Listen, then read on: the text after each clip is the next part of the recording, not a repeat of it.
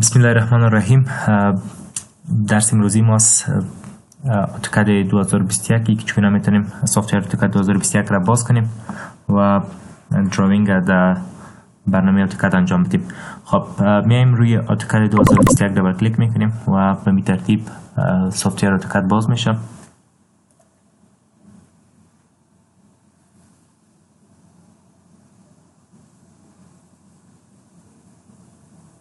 خب به این شکل یک صفحه باز میشه. این صفحه آغازین سافتور آتوکد است و به خاطر از اینکه ما بتونیم دراوینگ انجام بدیم در برنامه آتوکد میایم کرسر ماوس خود به این قسمت که نوشته شده استارت دراوینگ روی زیر لفت کلیک میکنیم و صفحه آتوکد باز میشه. خب در برنامه آتوکد میبینید در این قسمت این کرسر ماوس است. اگر ما کرسر ماوس خود به این قسمت بیارم شما این قسمت آیکون میبینید. این اپلیکیشن بتون است. این اپلیکیشن بتون است و در اینجا ما میتونیم که برنامه آتوکد خودم سیو کنیم، ایمپورت اکسپورت کنیم، پرینت و می ترتیب یا برنامه صفحه دراوینگ جدید را باز کنیم. تمام این کارا را میتونیم در این قسمت اپلیکیشن بتون اگر لفت کلیک کنیم ما این کامند ها را میتونیم انجام بدیم. و این قسمت را که میبینین این تول هایی که در اینجا وجود داره این به نام کویک اکسس تول بار یاد میشه. با خاطر از اینکه ما بتونیم برای بعضی تول ها با سرعت دسترسی پیدا کنیم از این کویک اکسس تول بار استفاده میکنیم. و کلا این تاب است. این قسمت ها تاب است. ما تاب هوم داریم، اینزرت داریم، انوتیت داریم، تاب ویو، تاب منیج و می ترتیب تاب های متفاوت داریم و کلا به این شکل که است. این ریبن اریاس که در مو پی دی فایل کامراتون شریک ساختیم اینجا براتون هایلایت کردیم. این قسمت ریبن اریاس تمامش و این هم تاب های ماست که وجود داره.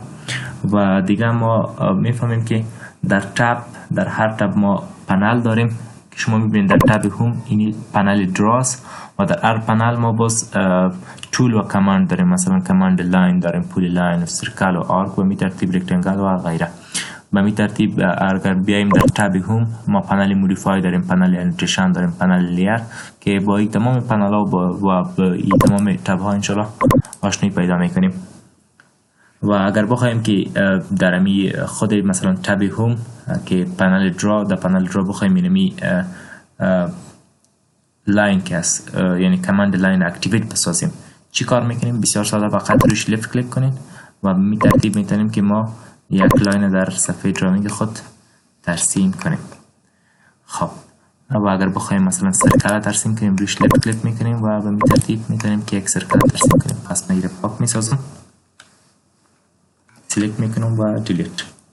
خب میبینین این صفحه را که میبینین برنامه آتوکد این صفحه دراوینگ ماست و در صفحه دراوینگی به شکل گرید مود است. اگر ما بخوایم گرید مود آف بسازم یک شورتکت داره، شورتکتش F7 است. ما F7 اگر پرس کنم ببینید گرید مود آف شد و پس F7 اگر پرس کنم گرید مود آن میشه. و به طریقه دیگه هم اینجا است که ما در این قسمت استیتس بار رو بیاییم.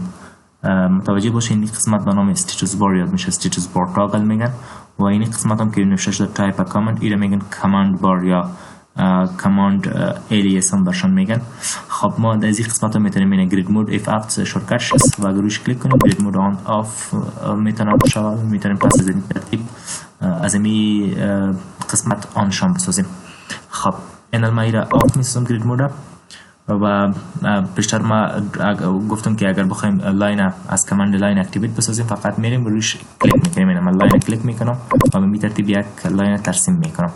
و طریقه دیگه ازی که ما بخوایم لاین اکتیویت کنیم کماند لاین شورتکت داریم و برش که شورتکت از شورتکت لاین است ال انتر ال نوشته میکنیم باز انتر میکنین پس کماند لاین اکتیویت میشه. به این ترتیب من میتونم که یک لاین دیگر هم ترسیم کنم. خب ال انتر شورتکت لاین است که ما میتونیم توسط ال انتر کماند لاین اکتیویت بسازیم.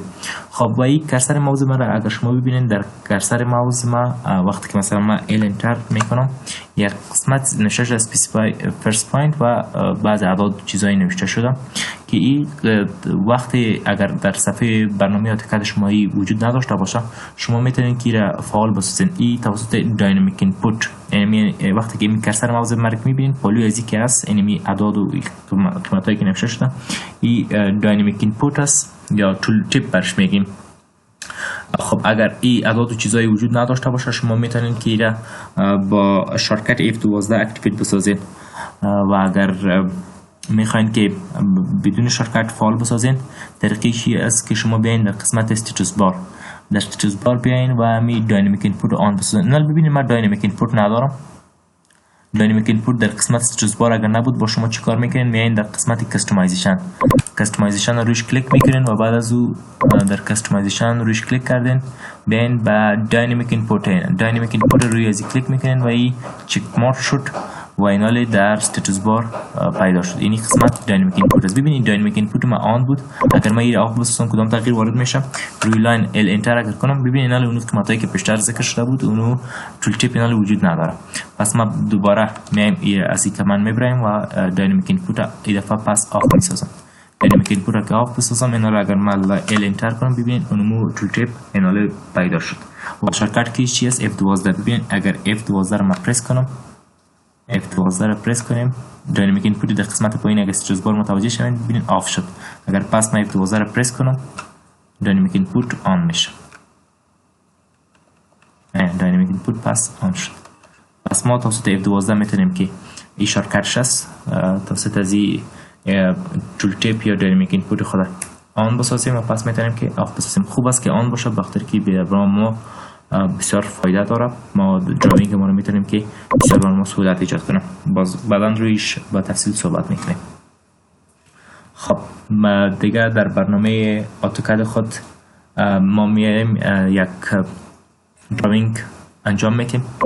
ما اگر بخوایم لاین اکتیویت کنم میرم در قسمت پنل درا روی لاین کلیک میکنم و اولین نقطه خودم مشخص میسازم که مثلا این نقطه اولیم است. بعد از به این ترتیب یک لاین ترسیم میکنم باز لفت کلیک میکنم به این ترتیب باز مثلا در این قسمت باز یک کلیک میکنم و امی اند پوینت خودم مشخص میسازم و ایناله ببینید بازم ادامه دارم. من میگم که نه دیگه امی دراینگ ما تکمیل است. وقتی که بخوایم از کمان برایم میتونیم با فشار دادن انتر یا فشار دادن اسپیس یا روی بتن اسکیپ اگر پرس کنیم میتونیم که از کمان برایم و دوباره اگر بخوایم کماند خود تکرار کنیم پس اسپیس کنین دوباره کماند تکرار میشه.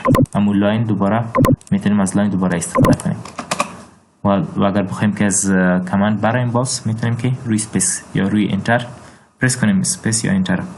خب و طریقه دیگه هم وجود داره. اینال ما ببینیم ما از کماند بر آمدیم و پس میخوایم که اینال کماند لاین اکتیویت شود رایت کلیک میکنیم باز میگیم ریپیت لاین. اینال دوباره ریپیت لاین شد لاین فعال شد و میتونیم که نظر به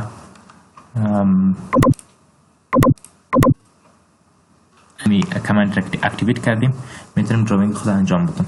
خب پس با این شما آشنایی پیدا کردین.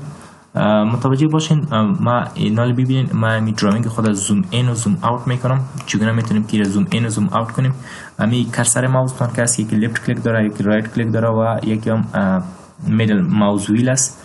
شما میدل ماوس ویل اگر به سمت بالا یعنی ایره دوران میتین ای زوم این میکنه و اگر می صفحه دراینگ خود و به شکل اپوزیت پس ایره زوم اوت میکنه و اگر می میدل ماوس ویل ما تو مکان بگیریم امی آیکن به دست تبدیل میشه. امی خود کرسر ماوس که میبینید کرسر ماوس به شکل یک آیکن دست میشه.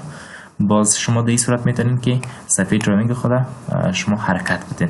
کلا صفحه دراینگ دیگه حرکت میکنه. زوم این زوم اوت و میدل ماوس ویل اگر متو پرس کنیم و متو هولد نگاهش کنیم میدل ماوس ویل باز اعلان نتیم متو پرس و هولد باشه. شما باز اگر بخواید که موو کنید سمت راست سمت چپ بالا پایین میتونید که صفحه دراینگ خود حرکت بدین.